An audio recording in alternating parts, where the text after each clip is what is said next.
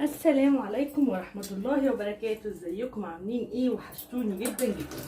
بصوا بقى النهارده كده داخله عليكم بقى ايه باول اكله شتويه كده. بقى الشتا دخل علينا بقى والجو ساقعه، فلازم نعمل ايه مع بعض الاكله دي.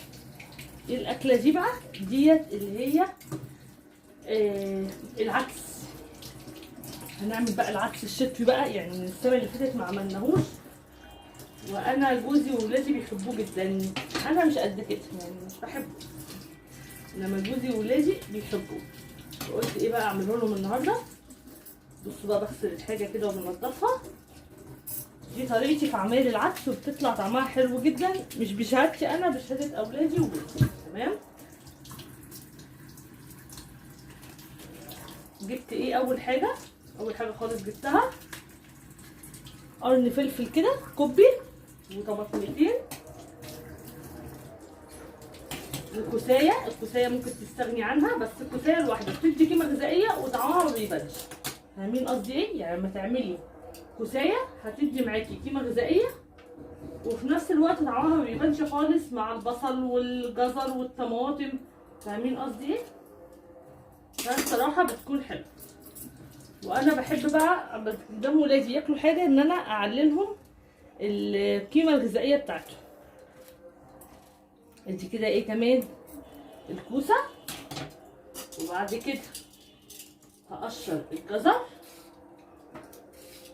انا لسه جايه من بره على فكره، كنت بودي ابني الدرس وجيت بقى قلت احط الاكل على النار عشان يلحق يستوي قبل ما يجي من الدرس، وهيجي لوحده يعني. فرحت وديته وهو بقى هيجي عبال ايه ما اخلص الغدا بتاعي يكون هو جه ان شاء الله على خير، يعني يجي بالسلامه باذن الله. دي كده ايه جزريه، ده شفه تانيه مع اني غسلاها والله، بس انا موسوسه في موضوع غسيل الحاجه دي. تلاقوني كده ايه واحده موسوسه بطريقه بشعه.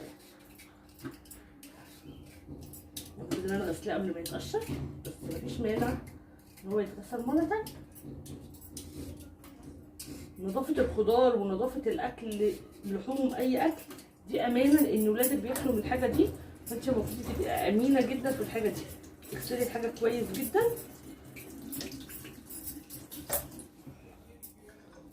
تيجي بقى ايه، بصوا انا بجهز الحاجه كده وهغسل العدس.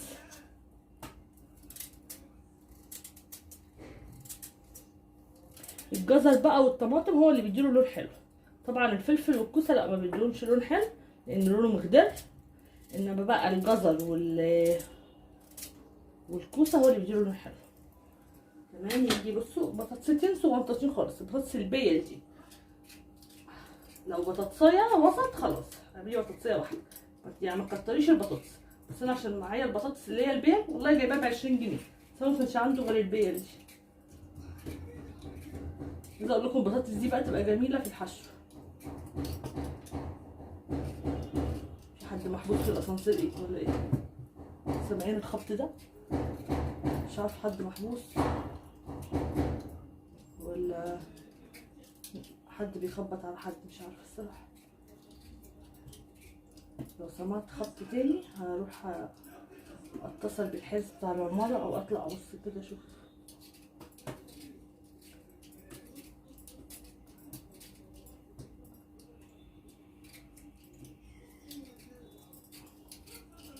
انا عشان المطبخ بتاعي على المنور بتاع السلم.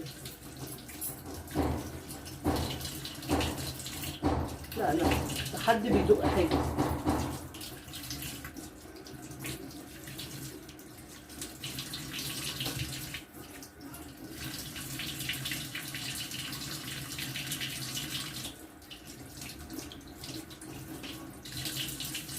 كده حد بيدق حاجه. تيجي ايه احط بقى البطاطس. انا لسه طالعه في الاسانسير ما كانش فيه حاجه.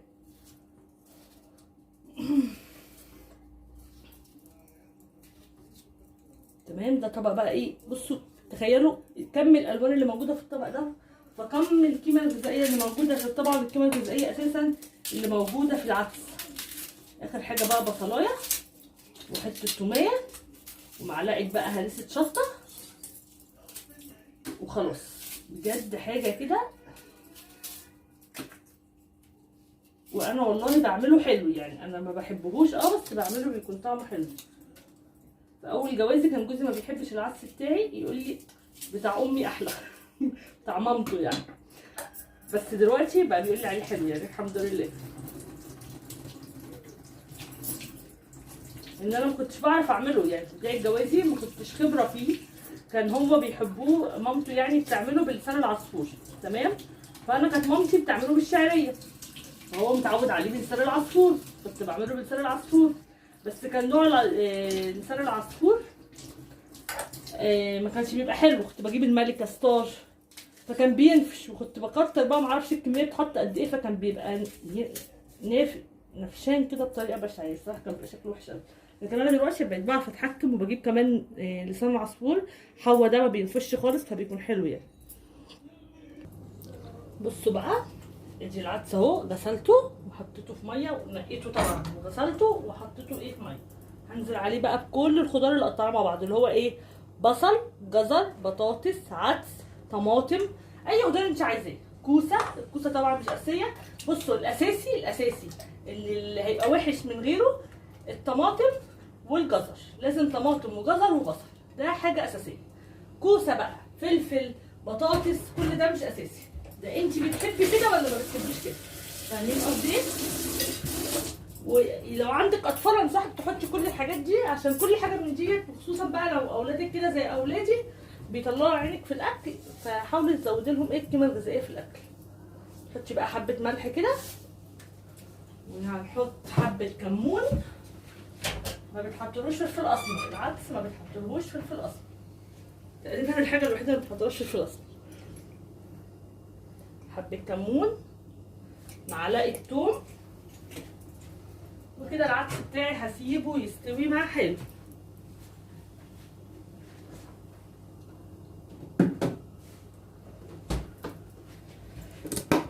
بصوا اخر حبه توم في العلبه، بس عندي علبه تانية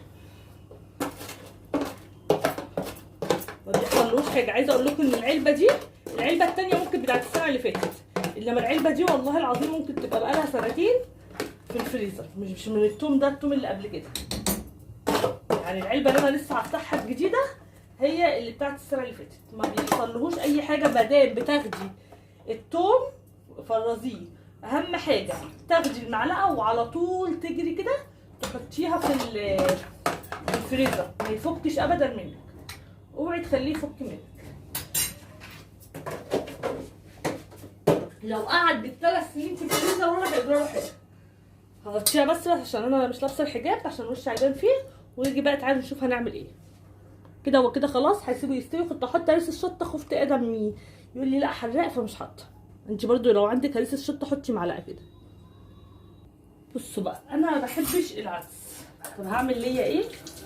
جبت لي كده نص كيلو بتنجان،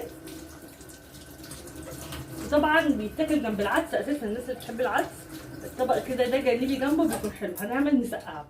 عايزه اقول لكم بقالي برضو حوالي سنه كده ما اكلتهاش، وانا بعشقها. المسقعه دي عشقي. بشطفه عشان انا بعد كده ما بحطش فيه ميه، ما بحبش اغسله بميه، فبشطفه الاول قبل ما اقشره. يعني البتنجان مش الحاجات اللي تحط فيها ميه. انا عارفه في ناس بتنقعه في ميه وملح، لكن انا لا، ما بحبش كده. هقشر بقى، يا رب ما يكون مبذر.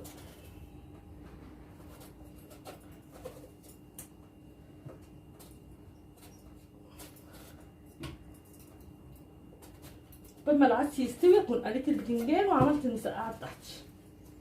كنت هبشر طماطم، بس قلت ايه، كان عندي نص كيس صلصه كده باقي من نوع خضار، مش يعني ما فيهوش بصل اي حاجه يعني، لقيته كان كتير على كيس الخضار اللي كنت بعمله. بس ساعتها كنت بعمل ايه والله، فقلت ايه لا. بصوا بقى، البتنجان انا بحبه متقشر، عايزه تقشري نص ونص، انا ما بحبش قشر البتنجان، فبرضه دي حريه شخصيه. وقطعيه بالطول، ما تقطعهوش بالعرض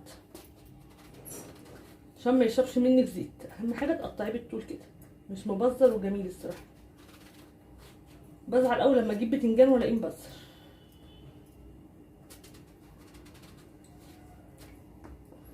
البتنجان ده بقى من الاكلات ممكن تتعمل جنب العدس، ممكن تعمليها جنب كبده اسكندراني، ممكن تعمليها جنب طبعا سمك، سوا، وهقسمها ايه 2 كده.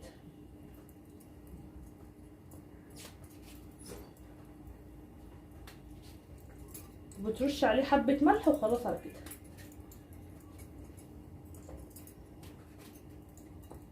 الأحسن للمسقعة انك تعملي الطماطم مبشورة، بتديها طعم حلو قوي. بس انا مكسلة ابشر طماطم وعايزة اروح ادخل اغير هدومي وكده واقعد بقى عشان والله رجلي وجعتني، فانا مش بشر طماطم. هي الصلصة اللي طلعتها من الفريزر دي وخلاص.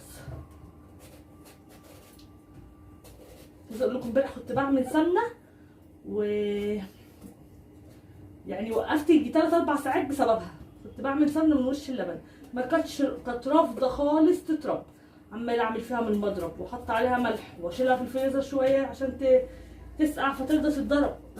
رافضة تماما ان هي تفصل الزبدة عن السش. رحت والله حطيتها على النار، غابت على النار عن لما بحطها من غير لما بفصل السش. قلت والله انا بعد كده عاملاها كده، احطها على طول على النار وش اللبن، احطها على طول على النار مع حبة ملح، اقف ساعة قدام البوتاجاز احسن ما اقف 3-4 ساعات اقعد ارب فيها يا تتربي يا ما تتربش. معرفش ليه حاسة اللبن بقى مغشوش، فبجد بقت بتغيب معايا قوي في الرب. وممكن زي امبارح كده يعني قعدت حوالي 3 ساعات والله، ما مش بأفور، 3 ساعات فعلا وما تربتش. تخيلوا واقفين على رجليكم 3 ساعات بتربوا وش اللبن. طب هرميها، ورحت قلت ايه لا والله انا حطاها ايه على النار كده. قعدت حوالي ساعة على النار، يعني لما بتربيها الصراحة ما بتقعدش ربع ساعة وبتلاقيها فصلت وخلاص بقت السمنة بتاعتك والمرتة من تحت وخلاص. امبارح قعدت ساعة بس قلت مش مهم احط ساعة على النار احسن ما اقعد 3 ساعات اللي قعدتهم في الرب وبعد كده في الاخر اقعد ساعة كمان على النار. لا اعملها في ساعة على النار وخلاص. هي طبعا كمية السمنة بتكون اقل بس مش مهم برضه، يعني ذلة الوقفة عشان بتعملي حبة سمنة دي يعني لا ليه يعني. عشان كده والله العظيم قايمة رجلي وجعاني جدا من كتر الوقفة، حاسة ان هي ورمة. ده يعني 3 ساعات بعمل وش غير بقى شغل البيت اللي اتعمل ترويق واكل والحاجات دي كلها، الشغل الطبيعي بقى.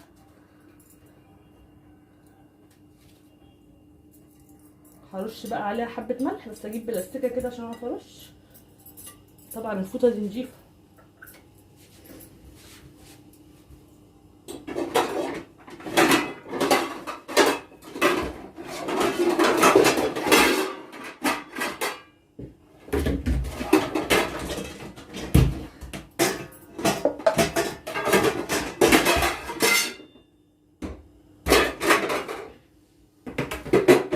صوت الهبد ده بس حبيت اشارككم يومي على الطبيعه يعني.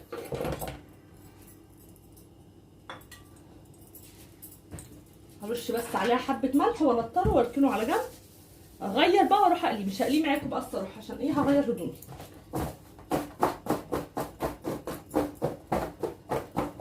بس عايزه اعمل معاكم الصلصه عشان اوريكم اعملها ازاي. وطبعا جايبه فلفل برده. بصوا انا معديه في الشارع لقيت واحد بيبيع كيلو بتنجان ب5 جنيه، وانا طبعا مش محتاجه كيلو بتنجان كتير قوي عليا، فقلت له عايزه نص وهات بالباقي فلفل، فاعطاني كام قرن الفلفل دول. يعني دي عربيه من اللي هم ماشيين في الشارع، بس منظر البتنجان اغراني، كان شكله حلو قوي. انا كنت رايحه عند بتاع الخضار اللي بشتري منه عشان متعوده على بتاع الخضار بشتري منه. لما لقيت بقى منظر البتنجان عند في العربيه دي حلو، رحت قلت له هات وهات بالباقي بتاعه.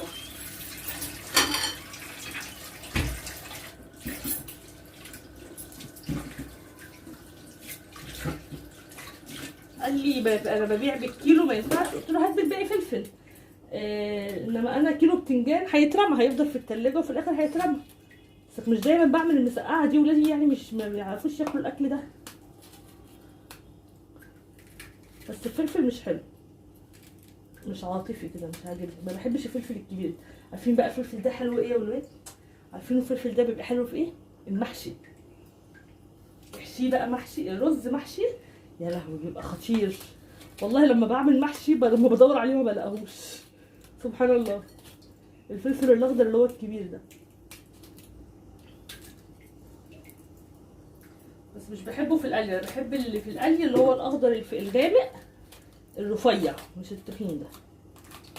هو البني ادم كده لما يعوز حاجه ما يلاقيش. بس انا عندي فلفل، بس قلت اعمل ده عشان ده ايه شكله مش عاطفي، لو قعد في التلاجة حاساه هيبوظ. لكن الفلفل اللي عندي في التلاجة حلو وشكله ملهلب والله العظيم، وانا معدتي وجعاني من حد كده. جهزت حاجتي. عندي البطاطس اللي هي فارم فريتس دي، فمش هقشر بطاطس ان انا بحب المسقعه فيها بطاطس. ايه هقليها على طول، يعني هقلي البطاطس وبعد كده البتنجان وبعد كده الفلفل. اوكي. بس عايزه بس اقول لكم على التكه بتاعت الصلصه اللي انا بعملها.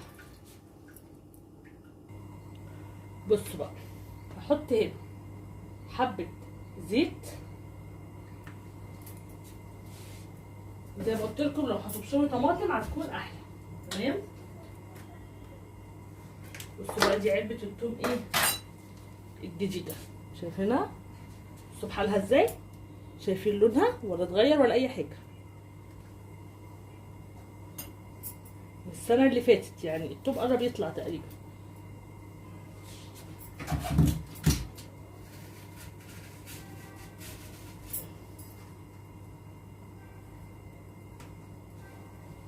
حط معلقه كده في الزيت يتحمر.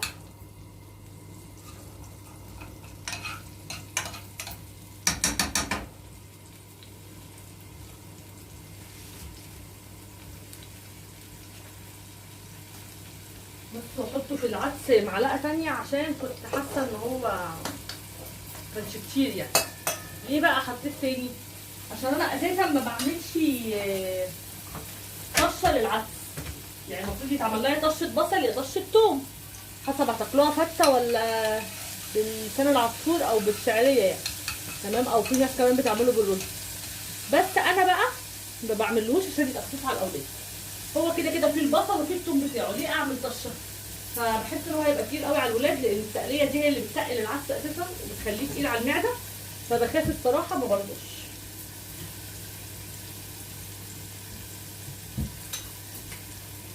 بصوا بقى الثوم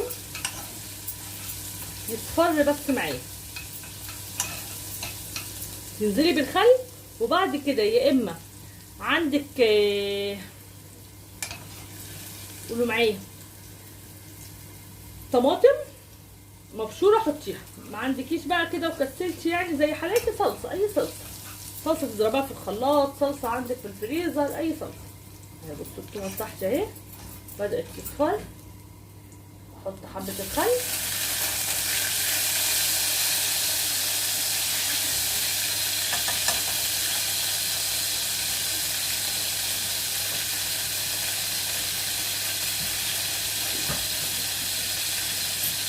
ودي ايه الطماطم متفرزه بخيط،